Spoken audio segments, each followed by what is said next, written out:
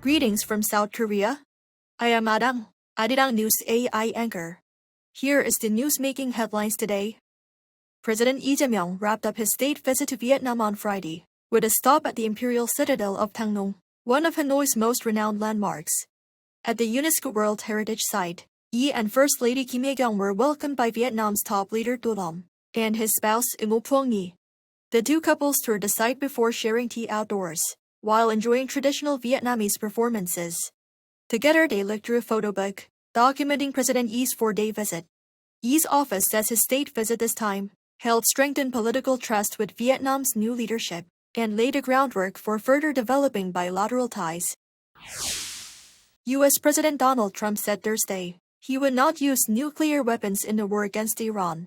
Speaking about ceasefire and denuclearization efforts, Trump said Washington is still in talks with Tehran, but described Iran's political situation as a state of confusion, adding that he is not even certain who is leading the country. Asked about a timeline for a potential agreement, he said the U.S. is in no rush and is willing to wait for Iran to submit a proposal. Meanwhile, Iran said it has begun collecting tolls from vessels passing through the Strait of Hormuz, with initial revenues already deposited into its central bank. Separately, a ceasefire between Israel and Lebanon has been extended by 3 weeks, following a high-level meeting at the White House. For the first time since July 2022, domestic diesel prices have breached the 2,000 won threshold. According to the Oil Price Information Service OPNet, as of Friday morning, the national average for diesel reached 2,000.561 per liter. The national average for gasoline stands at 2,006.17 won per liter, with the Seoul average reaching 2,043.94 won. Wholesale supply prices remain frozen for a sixth straight week at 1,934 won for gasoline and 1,923 won for diesel. On international exchanges, Brent crude closed at $105.07 per barrel, while West Texas Intermediate climbed to $95.85. National Security Advisor Ri Song-nak says the corporate issue involving e-commerce giant Coupang is affecting security consultations between South Korea and the U.S.